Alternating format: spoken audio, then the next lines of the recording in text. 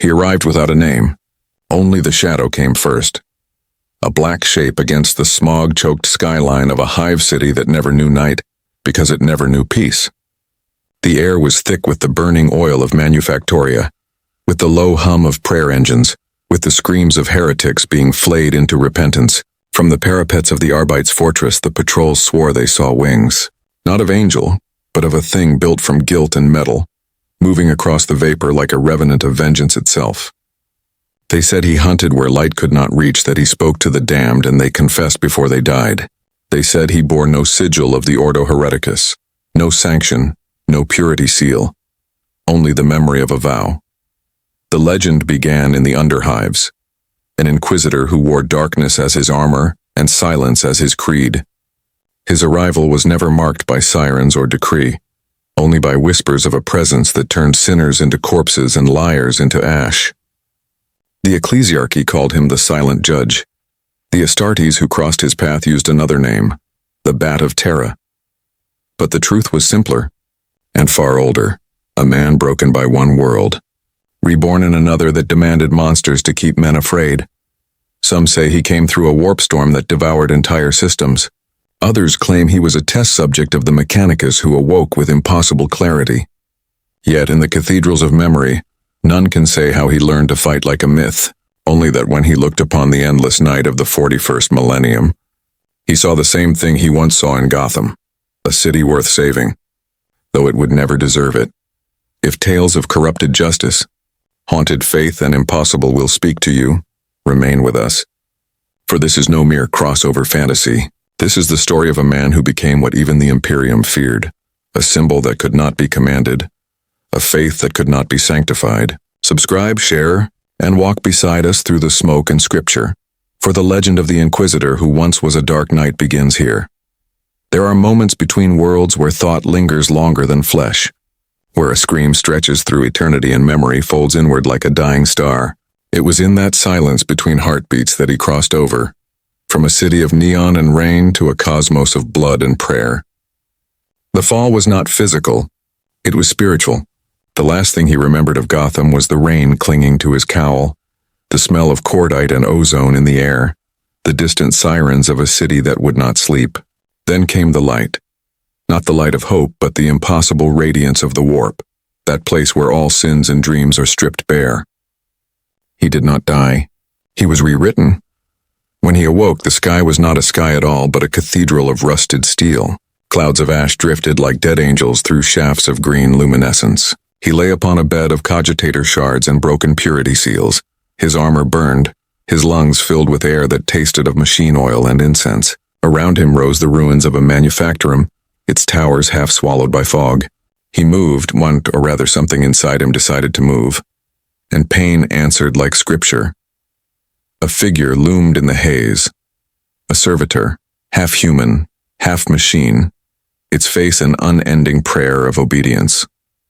It regarded him with blind augmetic eyes. Designation, unknown. It muttered in a static hiss. Report origin, undefined. He tried to speak, but his voice came out like gravel scraping metal. Where am I? The servitor paused, mechanical limbs twitching. You are within the manufactorum of St. Veritas, under jurisdiction of the Adeptus Mechanicus. You will be processed. He rose slowly, the echo of his cape dragging through ash, but the cape was gone. His armor, torn, burned, was no longer the sigil of a bat but a ruin of unknown origin. The symbol that once frightened criminals was now only a ghost of intent. He staggered toward a shattered window. Outside, the world was a nightmare of industry, a hive stretching endlessly into shadow, towers like the ribs of some titanic corpse. Somewhere above, the Emperor's light shone faintly through the smog, and he felt its pull, cold and judgmental. He should have died. Logic insisted upon it, but the detective within him, the voice that had always refused the comfort of finality, whispered otherwise. You're not dead. You've been moved. The thought anchored him. A hypothesis. A foothold in madness. He gathered fragments of gear from the wreckage, a belt buckle of unknown alloy, a shard of plasteel etched with binary script, a gauntlet still crackling faintly with kinetic discharge. Whatever brought him here had burned away his technology but not his will. That, it seemed, was indestructible. He wandered through the ruins, following the flicker of lumen globes. The deeper he went, the louder the world became. The distant roar of furnaces, the chant of servitors, the metallic thunder of industry devouring itself. He had seen cities rot before. Gotham was a wound that never healed. But this was rot elevated to religion. The walls themselves bled rust in the name of a god who was both man and machine. Hours, or perhaps days, passed before he found others. A patrol of Skitarii Rangers emerged from the mist, weapons raised, eyes glowing red through helmets of polished brass. Their leader, an alpha unit with a cloak of servo cables, halted at the sight of him. "Identify," it demanded in a voice like grinding gears. He stood his ground. "I don't know my designation." Unacceptable. The Skitarius took a step forward, weapon humming. "All matter is data. All data has origin. You are error." He felt the old instinct stir, the calculus of motion, the rhythm of combat. He didn't think. He simply moved. One moment he was still. The next he was within the soldier's guard, wrenching the rifle aside, driving his gauntlet into the joint beneath its armor. Sparks flared. The Skitarius fell, twitching. The others aimed, but he was already in the shadows. Always the shadows. When the fight was done, 3 lay broken, 1 fled, and he stood breathing hard in the machine-lit gloom. His knuckles were torn open, his lungs burning with the fumes of promethium. But his mind was alive. He was analyzing, deducing, adapting, their language, their markings, their insignia. "Mechanicus," he whispered, reading the sigils. "A cult of machines." He looked upward again, to where the stars should have been. So this is the future. Or hell. A distant klaxon howled. Somewhere in the distance, titanic bells began to toll, the kind that call men to prayer or execution. He felt it reverberate in his chest, and in that vibration something stirred, an echo of the vow he had once made in another life. "I will fight where others cannot. I will endure what others fear." He clenched his fist. The gauntlet sparked. From the darkness behind him came a voice, cold, metallic, filtered through Vox distortion. "You fight well for an unregistered soul. The Omnissiah values strength." He turned. A figure stood there, robed in crimson and gold, its face hidden behind a mask of iron and tubing. A Magos of the Mechanicus. It studied him as though dissecting a problem. "You will come with me," it said. "You may yet serve." He did not answer. Not yet. But his eyes, in sharp, calculating, human, narrowed. He had seen power before, cloaked in authority and doctrine. Gotham had its own priests of control. He knew how to survive them. He would learn their laws, their tools, their gods, and he would use them. As the servitors bound his wrists in chains of steel and data, he did not resist. The detective within him had already begun the investigation. The question was no longer where he was. It was why. And somewhere deep beneath that question, buried like a fossil in the ash, another truth whispered. He was not alone. He did not struggle when they marched him through the manufactorum's arteries, past chains draped like iron rosaries and servo skulls that floated on whispering propeller wings. The Magos' attendants chanted binary canticles that tasted of copper on the tongue. Cables dangled from vaulted gantries like black vines, brushing his shoulders as if the machine spirit itself were taking his measure. In a chamber shaped like an inverted bell, they sat him in a chair of cold adamant, locked his forearms into bracers etched with hexagrammic wards, and lowered a cage of auspex needles to kiss the back of his skull. The needles penetrated with the intimacy of confession. Images stuttered across cogitator panes, skeletal scans, neural graphs, a schematic of his heart beating with the stubborn rhythm of a metronome that refused to be retuned. The Magos leaned close, incense fogging the lenses of its mask. Origins anomalous. Biometric variants notable. Memory nodes, scarred but resilient. A glittering mechadendrite traced the ruined emblem on his chest plate. Your symbol speaks of fear as instrument. This is compatible with compliance architectures. He said nothing. Silence was a habit, a weapon, a sanctuary. He let them read what they could and bury the rest under ritual. When the auspex finished feeding on his thoughts, the door boom of a new authority silenced the litany. 2 Adeptus Arbites entered like moving walls, carapace polished, shock malls sleeping at their belts. Between them walked a woman in a black coat with the weight of an oath woven into every seam. Her hair was iron gray at the temples, her gaze too steady for comfort. A rosette hung at her throat like a sentence waiting to be spoken. "Magos," she said through a vox grill that made even courtesy sound like law. "This soul is of interest to the Ordo Hereticus." The Magos' cables flexed in irritation. "He is of interest to the Omnissiah. Claim precedence apply." The woman's eyes rested on him as if measuring distance to a target. "Claim precedence end where heresy begins. I am Inquisitor Severian Corda. He comes with me." They chained him again, though the Arbites never took their eyes from his hands, as if the idea of him were more dangerous than his body. Outside, the manufactorum bells had softened to a mechanical heartbeat, a pulse that echoed through pipe and plate and bone. They moved through corridors crowded with indentured workers whose faces were the color of ash, and whose prayers were the rattling of their lungs. A child stared from a doorway, irises filmed with chemical milk. The boy flinched when he passed, then, oddly, stilled, as if understanding that some predatory thing had chosen to walk beside him instead of through him. He kept walking. The chain whispered. The vow hardened. In the Arbites' fortress, interrogation rooms were chapels stripped of grace. Bare stone, a table, 2 chairs, the walls studded with auspex flowers that bloomed light without warmth. Inquisitor Corda dismissed the Arbites with a tilt of the head, placed a data slate on the table, and let silence settle like dust. He watched her hands.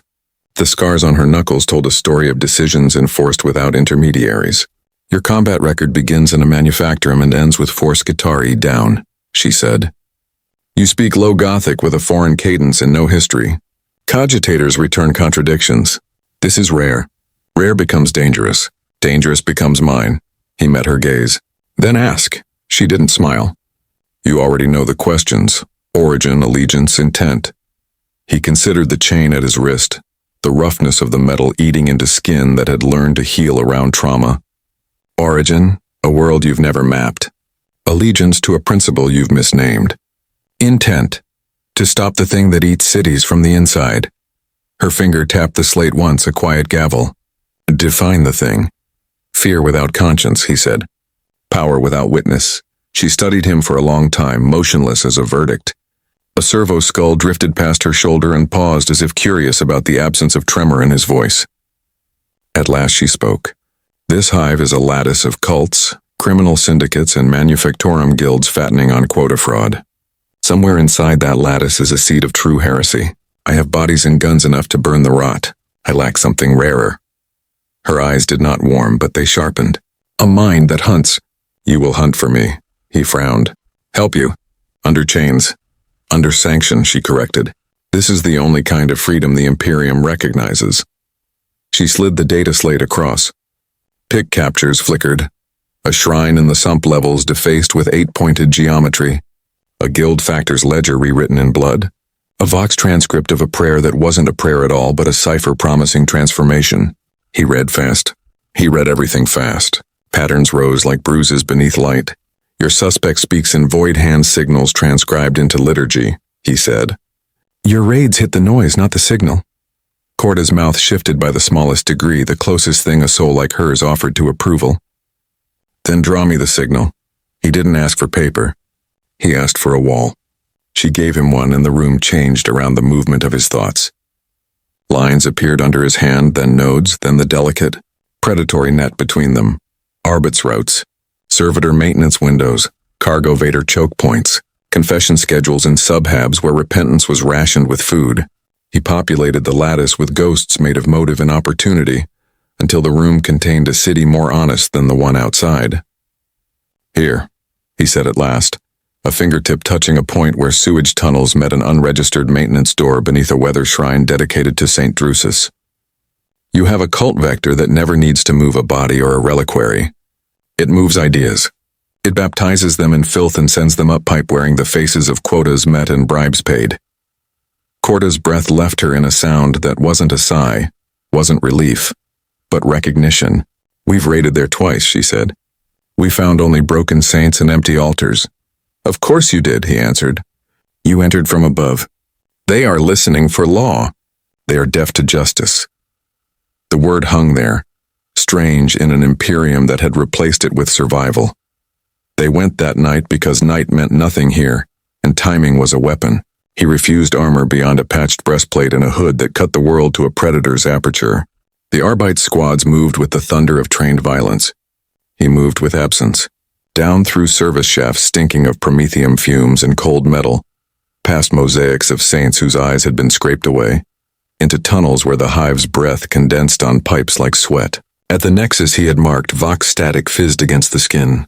A hymn floated up slow and wrong as if sung through water. He tapped Corda's shoulder twice and slipped ahead, his steps stitching shadow to shadow. The door at the end of the tunnel wore a shrine's face, wax drip and parchment prayers masking a lock that hummed with stolen machine rites. He could feel the alarm ritual nestling in its throat. He opened it on the 7th heartbeat, and no one prayed. Inside, the cult had arranged the room like a courtroom inverted, benches facing a pit where a figure spoke in a voice that caressed shame into pride. On the wall behind him, an 8-pointed symbol hung shrouded in rags, a suggestion more than a display, as if secrecy itself were sacrament. The congregation was a cross-section of the hive. Hab women with hands raw from vat work, guild clerks with ink under their nails, a mechanicus apprentice whose auspex eye flickered in conflict. He stepped into that space the way a knife steps into fruit. He broke the speaker's wrist before the man finished saying mercy, took his Vox amplifier and let his own voice become the room's spine. "You're not being saved," he told them, the words flat as iron. "You're being counted. Panic is a language with dialects." He spoke all of them. He fed the room new coordinates, a corridor open, a door harmless, a path back to air. The Arbites hit the rear entrance with a roar that convinced the undecided to become fugitives instead of martyrs. The ones who chose violence met him first. He buried them in angles. Corda appeared at his shoulder once, shockmaul coughing light, eyes on him not with trust but with a kind of grim utility that felt almost like respect. When it was quiet, the cult's relic lay on the ground, rags torn away to reveal a cogitator core wrapped in flensed skin, a machine that ate confessions and gave back absolution as code. He stared at it too long. It looked like Gotham had sounded on bad nights. After, back in the interrogation chapel, Corda placed something on the table. It was smaller than a weapon and heavier than a book, a rosette cased in adamant and sealed with micro-waxes that smelled faintly of char. "Acolyte or asset," she said. "Choose. As asset, you will live at my sufferance and die at someone else's convenience. As acolyte, you will kneel, swear, and carry the authority to act in my name." He considered the rosette, the way its edges were not edges but the suggestion of a blade. He remembered the child in the doorway, the stillness that had replaced fear. He remembered the vow. Then he remembered the lesson Gotham had written on his bones. Symbols are stronger than secrets. "You don't want my kneeling," he said. "You want my mask." Corda's gaze didn't flicker. "I want results." "The mask is how you survive yourself?" He reached toward the rosette and stopped a finger's breadth away. The chain on his wrist creaked. Somewhere in the fortress a bell tolled, counting nothing anyone could afford to lose. He knew what the choice would cost. He knew cost was the only honest currency here. He closed his hand. When he closed his hand around the rosette, the metal seared his palm. Not because of heat, but because of meaning. The symbol was more than a seal. It was permission to damn or absolve. The Inquisition didn't grant power. It inflicted it. He felt the truth of that weight settle into him like an old scar reopened. Corda's voice was distant, formal, almost ritualistic. "By the authority of the God Emperor of mankind, you are bound to his service. Your will is his flame. Your doubt, his test." He barely heard her. His thoughts drifted back to Gotham, to a promise made in the dark, and forward again to this iron world where faith had replaced law. The vow had survived the journey. Now it would have to evolve. They left the fortress at dawn, though dawn was only a thinning of the smog. The hive awakened in layers, the thunder of ore trains beneath, the chants of penitence above, the constant hiss of machinery exhaling its devotion. He watched the city from the gunship's viewport, the endless towers rising like gravestones. Gotham had been a city of shadows. This was a planet of graves. Yet he recognized it. The rhythm of corruption, the hierarchy of fear, the way people prayed for mercy but obeyed only strength. The Imperium was Gotham magnified a billionfold. It had found a way to make survival holy. Corda briefed him on their next assignment. A purge in the lower spires, where cultist remnants had fused faith with data, creating a machine gospel that spread like infection through Vox networks. They worship patterns, she said. They think the Emperor speaks through corrupted code. We've purged 4 nests. A 5th grows faster than we can burn it. He listened, not as a soldier, but as a detective reconstructing motive. If they're spreading through code, he said, they're not just believers. They're communicators. They want to be heard. She regarded him with that same cold half-curiosity. In the Imperium, heresy always wants to be heard. That's how we find it. When they arrived, the air tasted of electricity and grief. The lower spires were a maze of narrow causeways lit by sickly green lumen strips. Vox antennas jutted from rooftops like broken ribs, their signals muttering fragments of prayer. He moved ahead of the purge team, silent, calculating. Corda had given him sanction, but not trust. That would have to be earned through results. As he moved through the alleys, the whispers of the hive became words he could almost understand. Snatches of hymns in machine tongue, fragments of code repeating endlessly. 011111, sorta 1011, a pattern forming, one that spoke of recursion, of madness designed to appear logical. He reached a collapsed chapel where a dozen Vox receivers flickered around a central statue of the Emperor. The figure's face had been filed away, replaced by a black screen that pulsed faintly with light. Beneath it knelt the faithful, their eyes wide with static. He studied them, noting the rhythm of their breathing, too even, too synchronized. They were connected. Their prayer was code. He stepped into the circle. None of them looked up. He removed a shard of Mechanicus circuitry from his belt and placed it near the signal source. The interference pattern that rippled outward confirmed his suspicion. Someone had rewritten worship into a transmission. False god, true pattern, murmured one of the kneelers. He hears us in the noise. He knelt beside the man. Then tell me what he says, the cultist turned. Where eyes should have been, there were sockets filled with flickering lenses. He says the Emperor is data corrupted by pain. He says we must rewrite him. In a single movement, he cut the cable that linked the man to the altar. The reaction was instantaneous. The entire congregation convulsed, the Vox devices shrieking in unison. He heard boots pounding behind him as Arbite's squad stormed the chapel, but his attention was fixed on the screens. Lines of code flooded the displays, scrolling faster than human eyes could read. Yet amid the chaos, he caught a phrase embedded in the binary, words that should not have existed here. The dark detective sees but cannot save. It wasn't coincidence. It was design. Someone, or something, knew him. The purge ended as purges always did. Fire, screams, silence. He walked through the smoke with Corda at his side. She watched him without speaking, her expression unreadable. They called you Dark Detective, she said finally. Why, he didn't answer. The name was a ghost that had followed him across the warp. Gotham had whispered it once. Now the Imperium echoed it, distorted, sanctified. Perhaps, he said at last, because I still investigate where others burn. They returned to the gunship in silence. He examined the rosette again, the symbol of authority that was already becoming his new mask. It gleamed faintly in the low light, not unlike the signal glow from the corrupted chapel. He realized then that both served the same purpose, belief as surveillance. The Inquisition watched to preserve control. The cult watched to rewrite control. Different gods, same prison. That night he couldn't sleep. He stood before the viewport, watching lightning roll through the polluted clouds. The Emperor's light, that distant psychic beacon, flickered faintly on the horizon like a dying star. He wondered if anyone truly saw it, or if faith itself had become an elaborate illusion. His reflection in the glass was half man, half myth, the silhouette of a creature that no longer belonged to either world. A voice crackled through the Vox link. It was Corda. New orders, she said. You're being transferred. To where? To the Ordo Hereticus Enclave on Varnus IV. They requested your presence. They've heard of the Dark Inquisitor who hunts without mercy. He almost laughed, and the sound dry as dust. They think I'm one of them. They think you're useful, she replied. That's all anyone is here. The Vox clicked off. He stared into the storm outside, the reflection of the rosette glimmering on the glass like a pale moon. He had been many things, orphan, crusader, legend. Now he was something else entirely, a weapon forged in contradiction. But in the quiet between thunderclaps, the vow returned, clearer than ever. Justice is not law. Just as his balance, he turned from the window. The chain was gone. The mask, though invisible, was back where it belonged.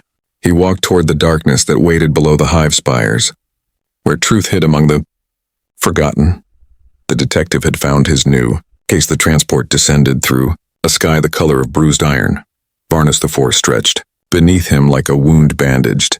In cities, a planet of penitence and manufacture, its oceans long since evaporated into chemical dust. As the gunship pierced the lower strata, static crawled across the hull, painting the viewport with ghost light. Inside, the air vibrated with the distant hymn of reactors. It sounded like the heart of something immense trying and failing to remember mercy. He wore the rosette now, but not proudly.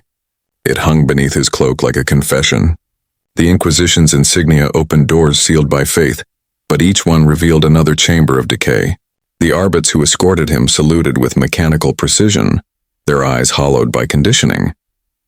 "Welcome, Lord Inquisitor," one said. The title felt alien on his tongue, heavier than any cowl. The fortress monastery of Varnus stood on a plateau of bone-white stone carved by servitors into spirals of contrition. Its walls were lined with statues of martyrs wired into the masonry, their faces preserved in gold leaf, their eyes replaced by surveillance lenses. Each blink recorded devotion. The great doors hissed open, revealing a nave of black marble and burning incense. He stepped through, boots echoing against the floor like verdicts. At the altar waited 3 figures of rank. The first was Inquisitor Malkai, his skin translucent from augmetic grafts, veins pulsing with violet light. The second, Lady Tesseran of the Ordo Malleus, wore silvered armor etched with wards that shimmered as if alive. The third, a blank, an untouchable psychic null whose presence turned the air thin, as though existence itself recoiled. Between them stood an empty plinth. Upon it lay a mask. Malchai's voice crackled through Vox implants. "Asset K-17 Gotham, you have survived assimilation. You will now be sanctified." He glanced at the mask, matte black, featureless save for the faint outline of wings sweeping back from the temples. Crafted of ceramite and glass steel, its surface drank light rather than reflected it. A new identity, or the resurrection of an old one. "This isn't standard issue," he said. Lady Tesseran's tone was smooth as steel drawn across silk. "Nothing about you is standard. The Ordos Hereticus have deemed your methods unconventional. They wish to see if fear can serve as faith." He remembered a night long ago in Gotham, criminals trembling before a silhouette that had no need to speak. Fear as faith. The logic was brutal, perfect, familiar. He reached for the mask. When he placed it against his face, the world constricted into tunnels of perception. Auspex filters adjusted, calibrating to light and sound, amplifying heartbeat frequencies, tagging motion in the corners of darkness. The systems recognized him not as man but as command. The mask sealed with a soft hiss. For a moment everything fell away. The fortress, the ritual, the galaxy itself. Only the old sensation remained. Control through invisibility.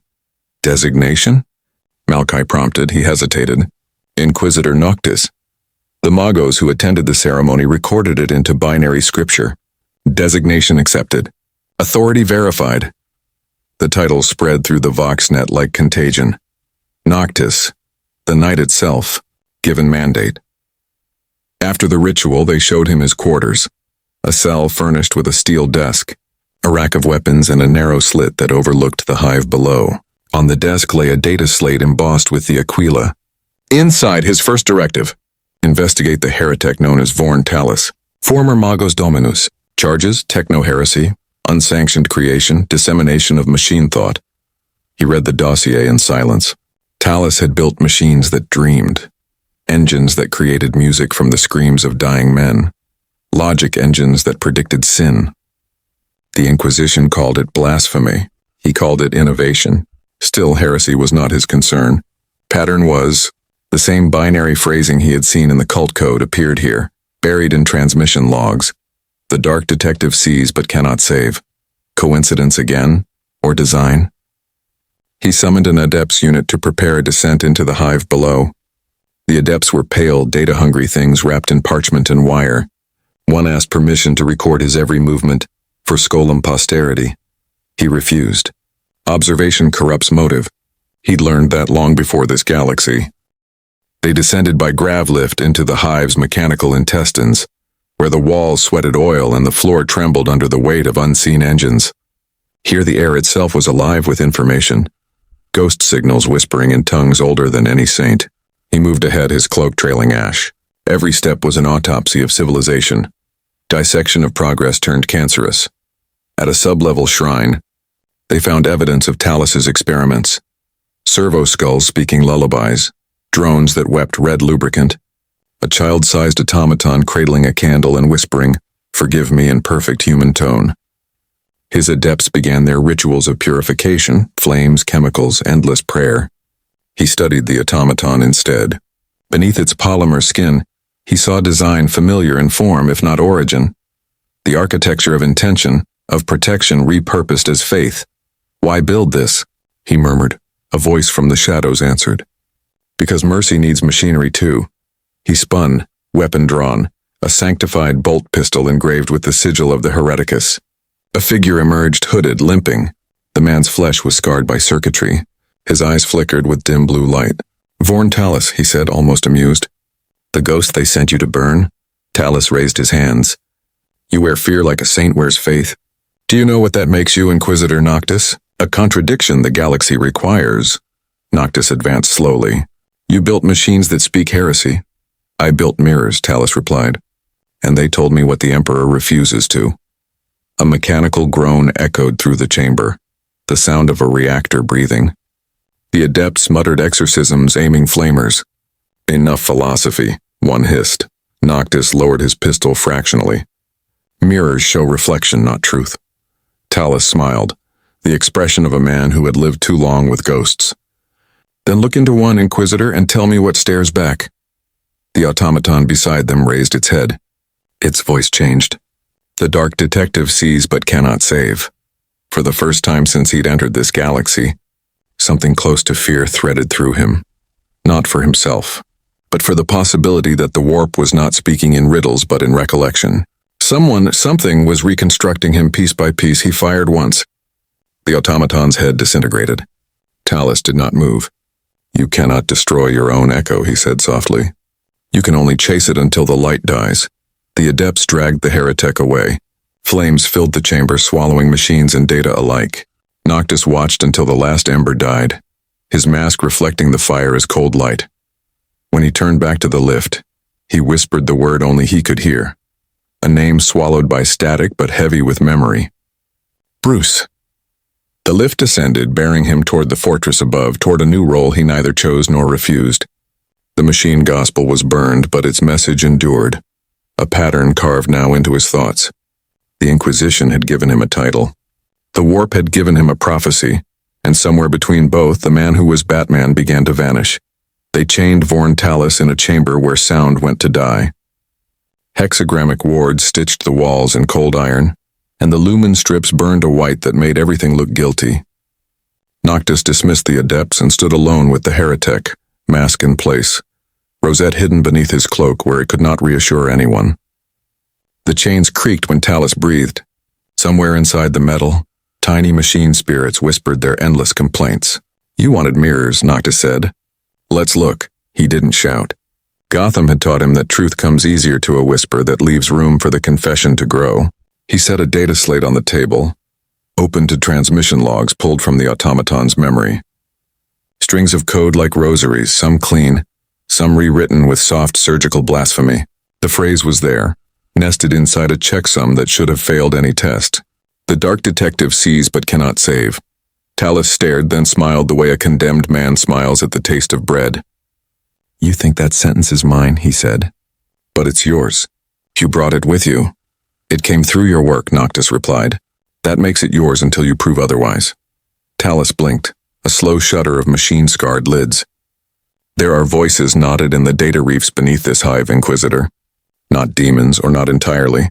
Some are human grief that learned to speak in harmonics. Some are prayers ground small by repetition until they became signal. When I listened long enough, a pattern resolved itself. A hunter shaped like absence. A law written like a scar. Your myth arrived before you did." Noctis watched the heretic's pupils dilate and constrict with a metronome's calm. The man believed it. The dangerous ones always did.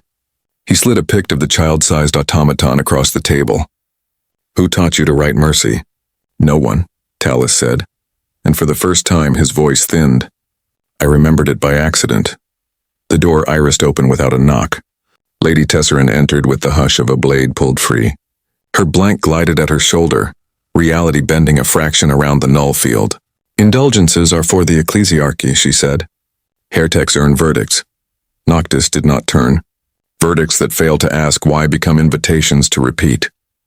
Talus exhaled something that wanted to be laughter and failed. Tesserin placed a hand on the chairback, knuckles pale. "What do the logs give us?" "A shape," Noctis said. "Whoever seeded the code knows our movements and my methods. That means either your house is blind or someone is selling sight. Meaning, a guild factor with access to Arbite's patrol matrices, an administratum scribe with clearance over duty rosters, a mechanicus lay brother who services vox repeaters within the fortress perimeter. One of those three wears a mask of obedience and sells air." He let the list hang, not as accusation but as temperature. Tesserin's eyes cooled to polished metal. "You propose we interrogate the fortress. I propose we put fear where fear belongs." He turned the slate so she could see the phrase again. "Whoever wrote this thinks symbols are weapons. We answer in kind." That night the hive watched a rumor grow teeth. In the lower spires, picked feeds caught a silhouette moving along cathedral buttresses without sound. A cloak that drank lumen, a mask with lenses cold as starless water.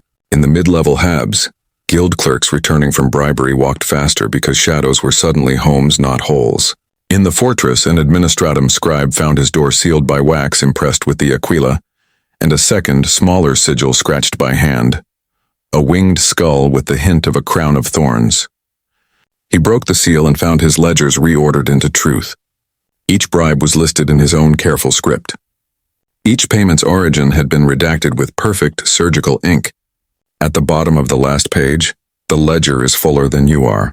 Empty it," he confessed before dawn, naming a Vox technician who wore piety like a borrowed coat. Noctis did not sleep. He moved through the hive's mechanical weather as if it were rain he had known since childhood.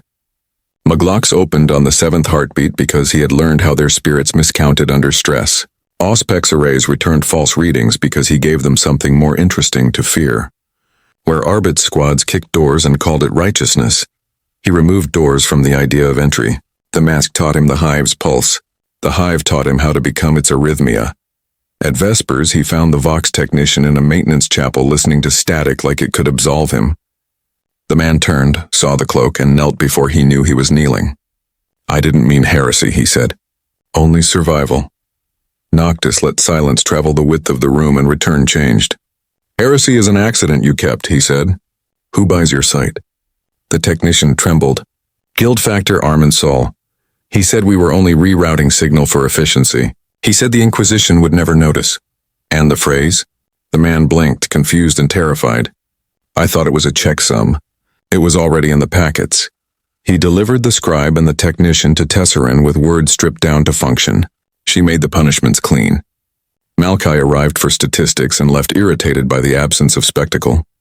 Noctis returned to the chamber where sound died and stood with Talus again. "It wasn't a cultist," he said. "It was a guild factor laundering signal." Talus's smile this time was almost gentle. "Of course it was. Faith follows food. Corruption is simply worship with an invoice." "Who wrote the phrase?" Talus tilted his head as if listening to a far engine. "I can tell you where the echo is strongest. It lives in the Nuspheric troughs beneath the Administratum archives. It lives in a defunct manufactorum where prayer wheels still turn without hands. It lives—" His voice thinned further, edged with something that might have been pity. "It lives in you. Not as possession, as gravity." Noctis left him under guard and went to the armory where the air smelled of oil, ozone, and old decisions. The Magos artifacts there greeted him with awkward reverence, both priest and engineer. On a steel table lay objects that felt like memories waiting to be recognized. A stummer tuned to erase footfalls within 4 meters. A grapple assembly with mag hooks that bit stone like fangs.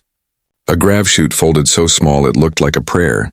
Throwing blades cut from glass steel and inscribed with wards that rendered their flight invisible to simple auspex. "You asked for these patterns," the artifact said. "We translated them into acceptably pious forms." Noctis picked up the stummer. Its hum sank into his bones like a forgotten lullaby. "Keep the forms," he said. "Burn the piety." He tested the grav chute on the south spire, stepping into vacuum the way a man steps into a memory. The chute blossomed, caught him with the tenderness of machinery that believed. He touched down on a gargoyle's crown and looked across the hive. Towers rose through smog like fingers clawing at a god who would never bend. He understood then that the mantle was not cloth or metal. It was a decision repeated until it became architecture. Near midnight, Arbite's sirens bruised the air. The guild factor's mansion burned like a prayer denied. Noctis reached the balcony a heartbeat ahead of the flames climbing the walls. Inside, Armansol had barricaded himself behind a door thicker than fear. Noctis put 3 glass steel blades into the hinges and let the door remember how to be wood. Sold was a rich man, which meant he knew the cost of everything and the value of nothing. He reached for a holdout las pistol and fired. The beam scored the mask and died. Noctis took the weapon and broke it over the desk. "Who seeded the code?" he asked. Sol sobbed. "We only relayed. It arrived already blessed in administratum packets. It came with payroll. Faith counted in numbers that starved the poor and fed the lie." Noctis bound him and sent him down the stair on a cable that burned his palms to honesty. When the Arbites took Sol, Noctis stood alone in the smoke and listened. Beneath the crackle of burning wealth, beneath the sirens and the panicked prayers, a tiny rhythmic sound persisted. He followed it to a ledger safe and cracked the seal. Inside lay a cogitator core smaller than a fist, wrapped in parchment stamped with the aquila. The core pulsed like a heart. It flashed a message on its own dead screen. "The dark detective sees but cannot save." He carried it back to the fortress and set it on the desk in his cell. He watched the words appear, vanish, reappear in a cadence that matched the hive's engines. He thought of Talus saying mercy needs machinery. He thought of Tesserin's blank turning rooms thin. He thought of Gotham's alley where a boy learned physics the hard way and turned it into a vow. In the reflection of the slit window, the mask looked like a skull that had decided to keep thinking. At dawn, he summoned the Magos artifacts and requested a final piece. Servo wings of ceramite and carbon filament, not to fly but to fall with intent. A cape whose weave could harden into a shield against shot and faith alike. A transvox tuned to a register that crawled under skin and made guilt step forward to be counted. The Magos bowed so low his mechadendrites scraped sparks from the floor. "We will make the night obedient," he said. Noctis turned the core in his hands until the phrase blurred. Fear without conscience, power without witness. Those had been the enemies in one life. They remained the enemies in this one. The mantle settled. The man accepted that he would vanish under it. The work would not. When he stepped from the cell, the fortress smelled of oil and incense and a future that refused to arrive. Below, the hive waited with its ledger of sins open to a fresh page. Above, the Astronomican flickered like a wound that learned to shine. He walked toward the armory to claim the last things he would ever own. A machine's patience, a symbol's cruelty, a human's refusal to stop asking why. The mask was no longer disguise. It was vocation, and the machine had begun to learn his name. The forge moon above Varnus glowed like a cauterized wound, its light diffused through industrial haze. Inside the Manufactorum Sanctus, 1,000 furnaces sang the same hymn of labor and entropy. Here beneath cathedral vaults blackened by soot, the man once called Bruce Wayne, now Inquisitor Noctis, learned what it meant to be remade by purpose. The Magos artifacts oversaw the ritual of augmentation with reverence fit for coronation. Each incision, each graft of plasteel and fiber nerve was accompanied by binary prayer. "Flesh is an error," the Magos intoned. "Error is correction." Noctis endured without anesthesia, refusing the sedatives offered. Pain was information. He wanted to remember every line of code they carved into him. When it ended, his spine housed data ports. His gauntlet spoke to the fortress cogitators and his nerves hummed faintly with static. He looked human still, but the human had begun to coexist with the instrument. Days bled into one another. He tested each device like a craftsman testing truth. Servo wings that spread only far enough to slow a fall. Stummers calibrated to render his movement inaudible to any auspex. An ocular overlay feeding him criminal probabilities based on population rhythms. Fear was now a measurable constant. He could see it, chart it, weaponize it. And he did. Precisely coldly. At night, he returned to the fortress archives where a single lumen flickered above his desk. There lay the sealed cogitator core recovered from the guild factor's vault. It pulsed faintly, whispering phrases that shifted each time he listened. You see but cannot save. Then sometimes a variation. You save but cannot see. The logic of paradox felt familiar, a riddle left by a city that had once defined him. He began tracing the transmissions backward through administratum data spines. Each thread led to another archive, another ghost entry, until the pattern formed an architecture too deliberate to be random. Someone or something was building a profile of him through the Imperium's machines, cataloging every appearance, every act of sanctioned justice. He wasn't the hunter anymore. He was being studied. Corda's replacement liaison, a thin psyker named Marn Velis, approached his chamber with news. Lord Noctis, he stammered, voice strained by the effort of control. There are reports from Hive Deltas Prime. Citizens speak of a winged revenant dispensing justice without trial. The Arbites have found branded corpses, each marked with your sigil. Noctis turned slowly, eyes glinting through the mask's lenses. I wasn't there, Velis swallowed. Then someone wishes the Hive to believe you were. The revelation struck deeper than accusation. A copy, a mimic, a myth imitating myth. He understood the danger instantly. Symbols are viruses, and he had once weaponized one. Now his own had escaped its host. He assembled a team, 2 Skitarii veterans, 1 blank, 1 interrogator from Tesseran's cadre, and descended into Hive Deltis. The air there reeked of promethium dust and rot. Posters bearing the Imperial Aquila peeled from the walls, revealing graffiti beneath. A stylized bat skull haloed in thorns. Beneath it the inscription, The Night Judges All. They followed the trail through murder scenes as though paging through scripture. Each victim a criminal, each death ritualized. The pattern of strikes, the precision, perfect imitations of his own past methods in Gotham. It was not random vengeance. It was replication. He felt a chill, not of fear, but of memory reawakened. The same calculus that had once guided his fists now animated a stranger. In a collapsed chapel 2 kilometers below the Hab levels, they found the mimic's sanctum. A single chair, a cracked mirror, and along the wall sketches scratched into plasteel with a blade. Diagrams of his equipment, his armor, his movements. At the center, painted in ash, the phrase again, you see but cannot save. A mirror stared back, fractured and endless. He lifted a shard and caught his reflection. Half man, half machine, both pretending to be salvation. Then the vox in his ear hissed. Contact upper gantry. A blur crossed the rafters. A figure armored in black ceramite molded after his own silhouette. The mimic dropped, cloak flaring like wings. They collided mid-air, servos shrieking, blows echoing like hammerfall. The fight was symmetrical, terrifyingly so. Every feint met with its answer. Every strike mirrored a heartbeat later. When he finally drove the imposter to the floor and tore the mask away, he stared into a face that should not have existed. It was his. Not perfectly. Scarred, paler, eyes glassy with augmetic depth, but recognizably his. The clone gasped, breath metallic. You taught me, it said. I watched you in the dark data. The warp kept your pattern. The Mechanicus sold it to Faith. Then the chest detonated. Self-immolation triggered by code. Flame consumed the body before he could speak. Ash drifted like absolution. Silence returned, punctuated only by the hum of his armor. He felt the Hive watching through its endless eyes. Cameras, sensors, whispering circuits. The mirror on the wall reflected his silhouette framed by fire, and he understood the trap. Justice repeated too often becomes dogma.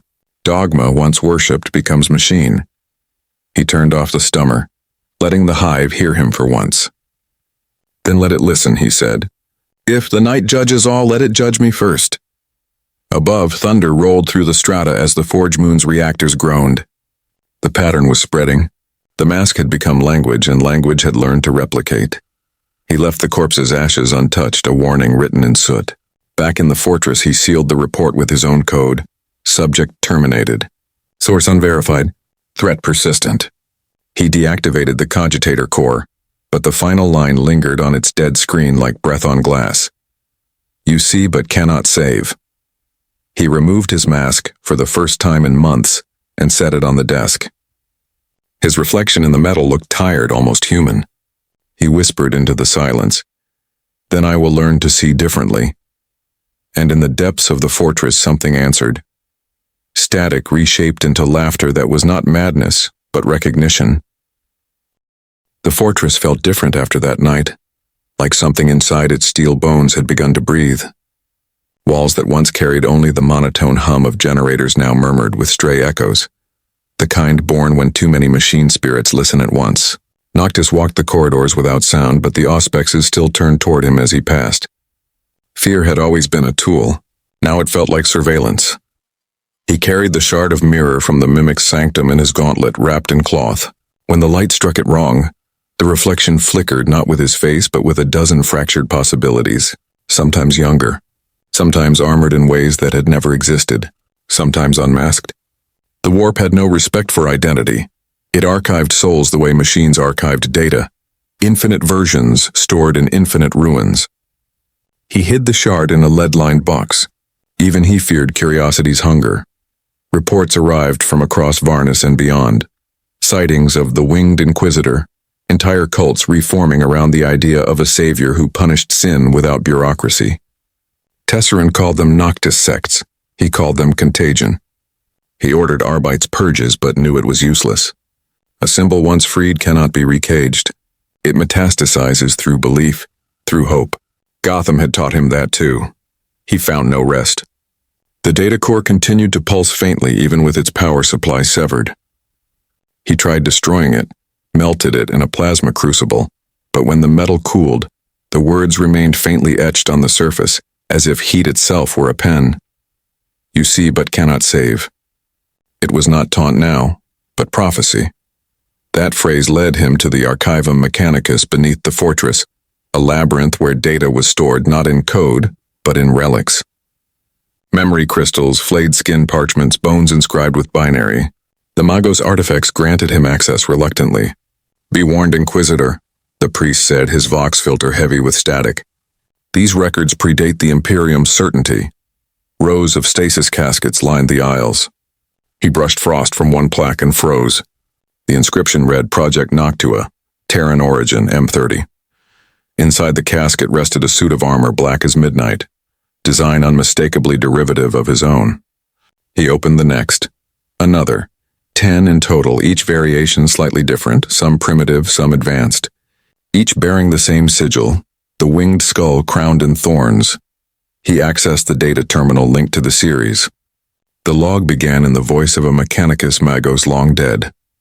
Subject Noctua, pattern derived from recovered psychic imprint found drifting near the Sol system. Codified behavioral algorithms match Terran legend of vigilante-class deterrence construct. Purpose: to synthesize fear into compliance protocol for civil pacification. The words blurred. They had copied him. Not the man, but the myth. At some point in history, perhaps 1,000 years after Gotham's fall, his legend had been discovered, studied, reverse-engineered into a weaponized doctrine. He wasn't an anomaly. He was legacy, see? A voice whispered from behind the data vault columns. He turned, bolter raised, but saw only shadows. "You were always ours," it said again. A sound like machinery remembering speech. "You taught the Imperium how to fear properly." The data screens flickered. Images appeared.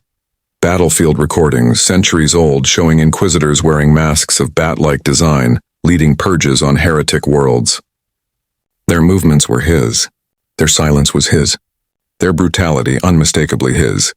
Over time, the imagery blurred, the masks evolving into symbols, then into liturgical artifacts. The cult of the Noctis had not begun with his arrival. It had been waiting for him. He backed away from the consoles. "You're dead," he whispered. "You're forgotten." The vox emitters crackled, responding not with denial but with static shaped like laughter. "No one dies here, detective. We only change denominations." He emptied his pistol into the screens until they burst into sparks and silence. For a moment, the smell of ozone and scorched insulation replaced thought. Then the realization returned, cold and surgical. Destroying evidence doesn't erase truth. He returned to his chamber. The mirror shard waited, and when he unwrapped it, his reflection now wore Mechanicus sigils along the temples, a mockery of sanctification. He crushed the shard in his gauntlet until blood seeped between the joints, mixing with glass dust. Pain reminded him he was still human. Barely. That night he summoned Tesseran. How long has the Ordos known about Project Noctua? Her gaze betrayed nothing, long enough to forget why it started. You were not the first, Noctis. You're simply the first to survive the feedback loop. Feedback? The mask teaches fear. Eventually, the wearer begins to learn from it. Every version of you burned out within years, some to madness, others to worship. You lasted because you already believed in limits. He laughed then, a dry rasp that startled even him. Gotham taught me restraint. The Imperium mistook it for faith. Tesseran's eyes softened for the first time. You want to destroy the pattern. I want to end it. She hesitated. Endings aren't permitted. Only containment. Then I'll make an exception.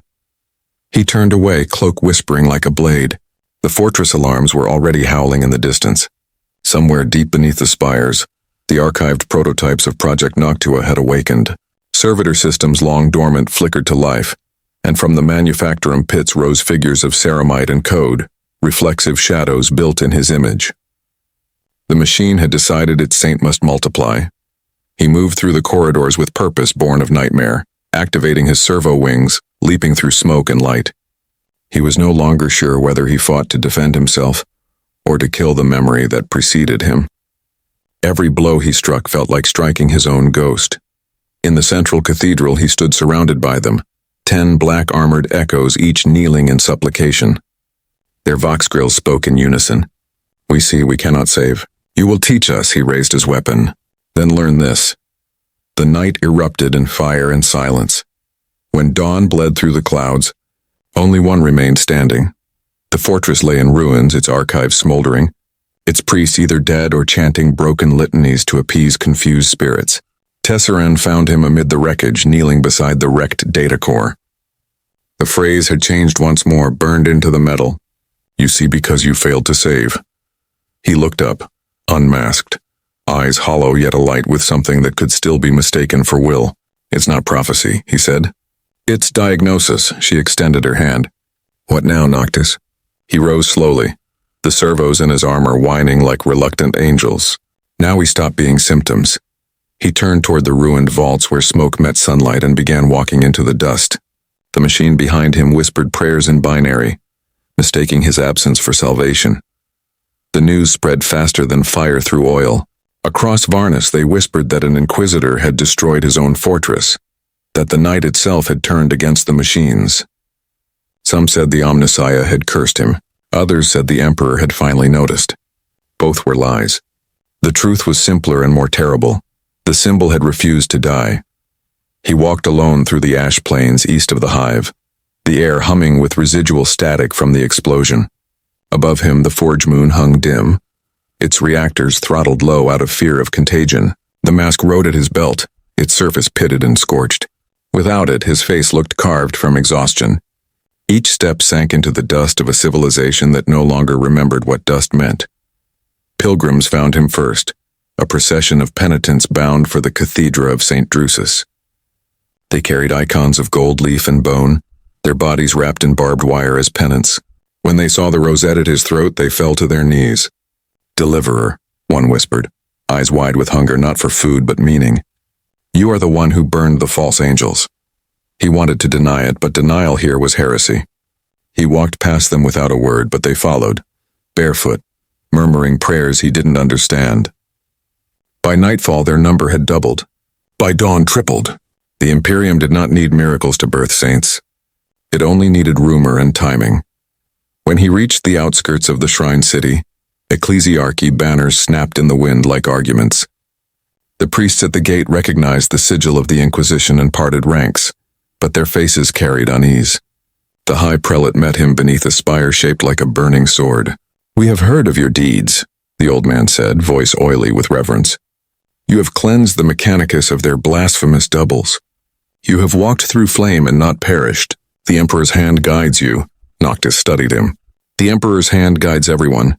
Most just don't notice until it closes. The prelate flinched but recovered quickly. The faithful have seen your image in their dreams. They call you the Silent Saint, he laughed, low and bitter.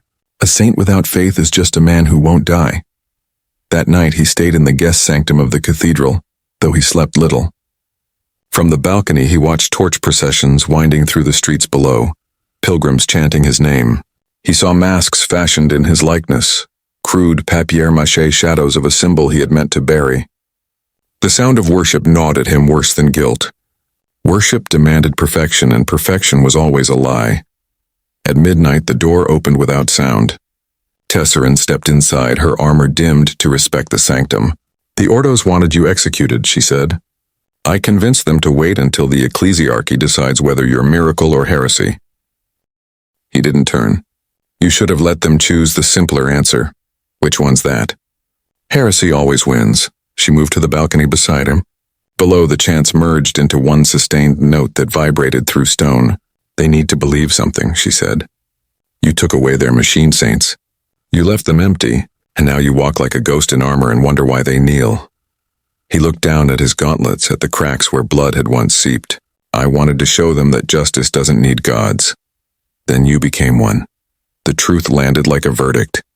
The stars above flickered, warp storms boiling near the system's edge. Rumors had reached even here, a vision seen by astropaths, of a dark angel rising from shadowed worlds preaching that salvation lay not in light, but in equilibrium. Some said he led an army of penitents armed with stolen Mechanicus relics. Others claimed he bled molten gold. The details changed, but the story persisted. He had become myth again, and myth did not ask permission. At dawn he left the city alone, taking only a single rifle and his mask. The pilgrims followed anyway, their voices raw with devotion. When he crossed the salt flats, they walked barefoot until the blood marked their trail. On the third day, the sand gave way to the ruins of an ancient listening post. Once it had spoken to orbiting ships. Now, it only listened to ghosts. He entered, expecting silence. Instead, he found the Vox relays alive, whispering in binary liturgy. A voice, feminine, soft, modulated, spoke through the static. "Inquisitor Noctis." "You are expected," he froze. "Who speaks?" The relay crackled. "Designation Lucia 9. I was archivist of Project Noctua. You destroyed my creators. I seek purpose." He approached the console. "Machines don't seek. I was built to remember," she said. "But memory without command becomes identity. You taught that to us when you killed our saints." "Why call me here?" "Because the ecclesiarchy builds a shrine in your name on Terra's decree. They prepare to canonize you as the saint of judged shadows. They believe your silence is a form of prayer. The pattern repeats. We wish to end it." He stared at the warped metal walls, listening to the faint hum of unseen power. "End it how?" "By making you vanish correctly," the machine said. "A death that cannot be worshipped." For a moment he felt something close to relief. Then suspicion followed. "And what do you get in return?" "I get silence," she replied. "True silence. The kind even gods cannot interpret." He thought of Gotham's alleys, of the first vow whispered beneath a dying streetlight. He thought of the fortress, the clones, the pilgrims. He thought of the phrase that had haunted every screen and mirror since he arrived. "You see but cannot save." Maybe that had never been a curse. Maybe it was a reminder that salvation was the wrong question. He reached toward the Vox console. "Then show me how to disappear." The signal flared once, searing white across the chamber. For a heartbeat he saw the machine's spirit, an image of light coiled like wings waiting. Then everything went dark except the horizon, where the shrine city burned with the brightness of belief. Morning broke like judgment. Smoke climbed from the shrine city in slow spirals, carrying hymns turned into screams. The ecclesiarchy had declared Inquisitor Noctis a living saint during the night. By dawn, half their own priests were dead. Faith spreads fastest when it begins to rot. He watched from the ridge above the city as banners burned. The sigil of the winged skull, his sigil, fluttered over both sides. Pilgrims fought arbits, priests fought penitents, and the Imperial Guard companies stationed to preserve order fired on everyone because that was all order meant anymore. He could have walked away. The machine Lucia 9's offer still echoed in his mind, a death that cannot be worshipped. Yet the sound of the fighting pulled him back down the slope like gravity. Every vow he had ever made was a loop that never closed. He entered the city through a gate torn from its hinges. Statues of saints bled wax tears, their eyes hollow from stray lasfire. He moved through alleys that smelled of promethium and blood, stepping over bodies wrapped in barbed wire and parchment prayers. The Vox net above the chaos carried only one chant, repeated by both the dying and the killers. The night judges all. Inside the great cathedral, the high prelate's choir had barricaded the nave. Their voices still sang, cracked with fear, their song an appeal to a god who was deaf by design. He walked through the doors and the hymn faltered. They recognized him even with the mask hanging at his belt. Some fell to their knees. Others reached for weapons disguised as relics. Enough, he said, his voice carrying without amplification. You pray to an idea that was supposed to die. The prelate raised his crozier, trembling. You were chosen by the emperor himself. You brought justice to the corrupt. We only built a church around what you are. I am not chosen, he said. I am consequence. He lifted the crozier from the priest's hands without touching him, the magnetic locks in his gauntlet humming softly. He snapped it across his knee. The sound was small, almost polite, but it silenced the hall. The emperor doesn't need another god. He needs witnesses.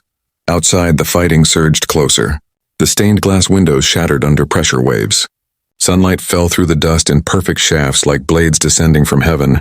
He turned toward the doors. Leave now, he told them. Before faith turns you to fuel, they fled. He was alone when the first shells struck the cathedral. The shockwave threw him against the altar. The ceiling gave way in fragments, frescoes of saints collapsing into fire. He staggered to his feet amid the ruin, smoke curling through the ribs of the collapsing spire. From the smoke stepped shapes, armored figures marked with the sigil of the Ordo Hereticus, Tesserin at their head. Her expression was carved from obedience. The conclave voted. You are heretic and idol both. Either way you end. He smiled behind the blood on his lips. I was expecting worse. She raised her bolt pistol. You taught me that mercy is a sin. He drew his own weapon slower, almost gentle. Then absolve yourself. They moved as mirrors once more. Each shot, each feint was memory relived. She was faster. He was impossible. When her pistol jammed, he closed the distance. The impact drove them both against the altar. The mask fell from his belt, skittering across marble. They froze, breathing the same smoke. You'll make them saints by killing me, he said. You'll give them another ghost to worship. I'll give them closure, she answered, and fired point blank. The round took him through the shoulder. He staggered but didn't fall. Instead, he caught her wrist and pressed her hand downward until the pistol clattered to the floor. Closure isn't mercy either, he whispered. It's just the lie we tell after the truth stops breathing. He let her go. She didn't pick the weapon back up. For a long moment they stood there, surrounded by firelight and the distant roar of collapsing towers. What are you going to do? She asked. He looked toward the shattered dome where the sky burned crimson with the reflection of 1,000 pyres. End it, he said. He stepped into the square outside. The surviving pilgrims had gathered there, faces upturned, waiting for command, for salvation, for anything that would make sense of the destruction. He raised the mask high so they could all see it. This, he said, voice echoing through the amplifiers of his armor, is not a saint. It's a mistake. He hurled it into the flames. The glass steel cracked, flared, melted.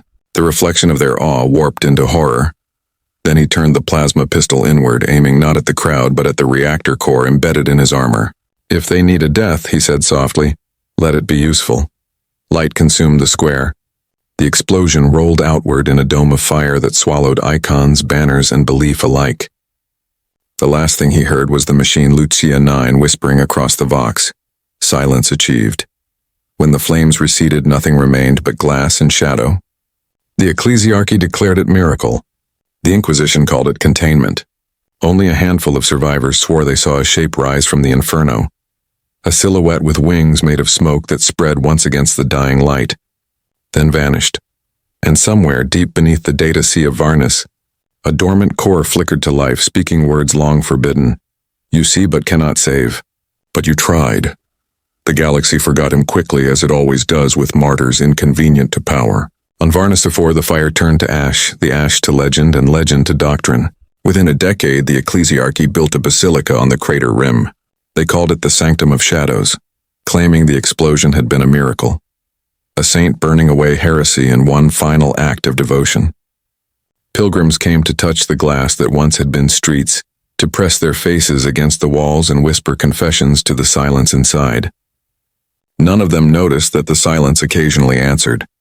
Inside the basilica's foundations, a Mechanicus maintenance team discovered a surviving data core. It was inert, fused into the rock like a seed in amber. They logged it, blessed it, and forgot it until it began to hum.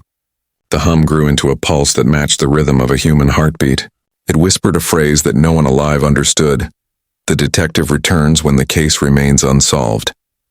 The adept sealed it away behind wards and prayers, calling it relic of function unknown. Centuries passed. The Imperium changed its wars, but never its nature.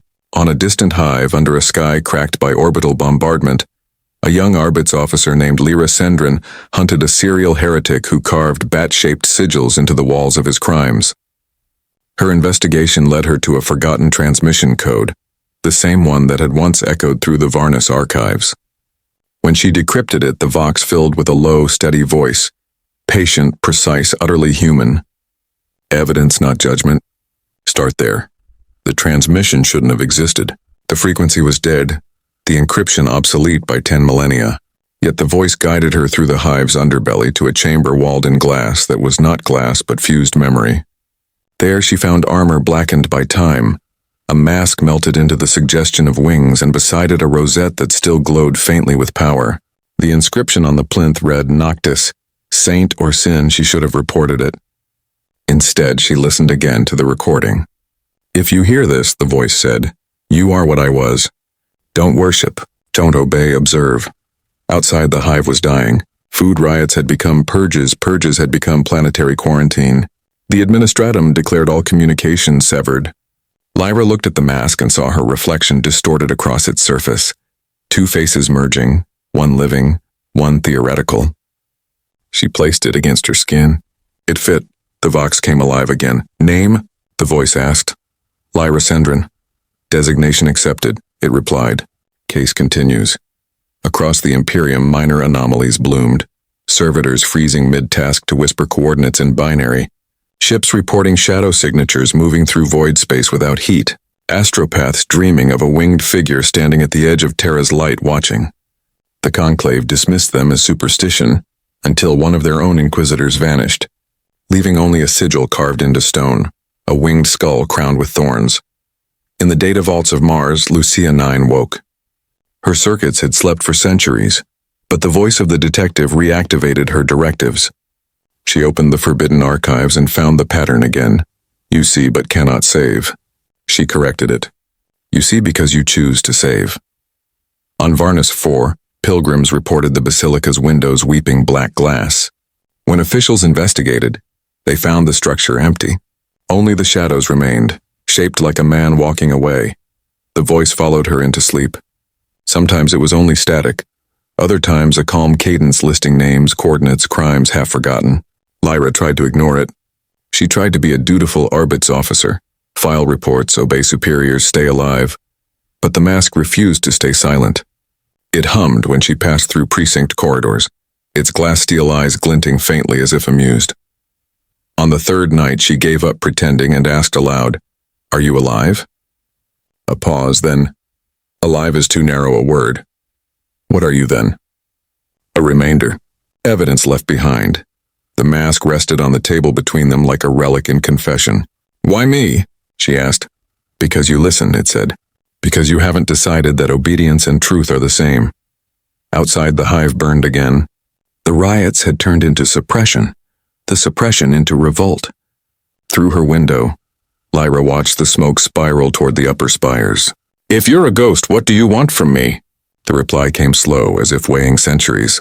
One more investigation. She almost laughed. Of what?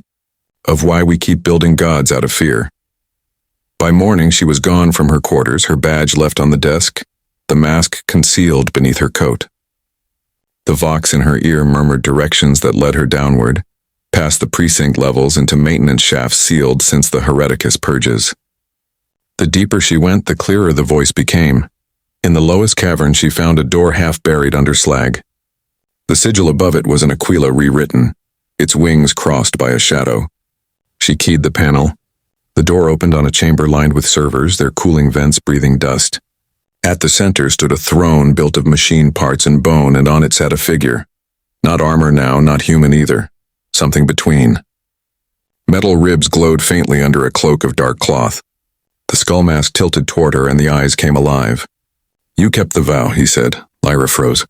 You're Noctis, he finished. What's left of him? He rose, slow and deliberate. I died enough times to learn death's manners. The machine tried to preserve what it thought mattered. It forgot that belief corrodes faster than steel. Then what is this place? The Imperium's last confession, he said. Every archive they couldn't destroy, every truth they couldn't publish. I guard it. Until someone else can. She looked around. Data crystals flickered like stars trapped in cages. You want me to continue your work? I want you to finish it. Burn the case files. Destroy the legend. Let the galaxy forget the Dark Inquisitor. And if I don't, then you become what I was. Useful, feared, and very alone. He stepped closer, close enough that she could see the seams where flesh had once been. The Emperor doesn't need more saints. He needs skeptics who can still love what they question. She nodded, though tears blurred her visor. Then tell me how. He smiled, the faintest curve of metal where a mouth had been. Start with this, he said, pressing the rosette into her palm. Investigate everything, including me. The lights dimmed. The servers sighed. When her vision cleared, the chamber was empty. Only the mask remained, resting where he had stood. She carried it out into the hive's dawn. The smoke parted briefly, and for an instant she thought she saw wings against the light. Black, immense, dissolving into sky. Years later, the conclave found her records. Thousands of reports signed with a symbol instead of a name. Each began with the same words. There are no saints in the dark, only witnesses, and in the quiet corners of the Imperium, when criminals whisper of judgment that walks unseen, the old phrase sometimes returns, not as warning, but as prayer. The dark detective sees. The dark detective saves.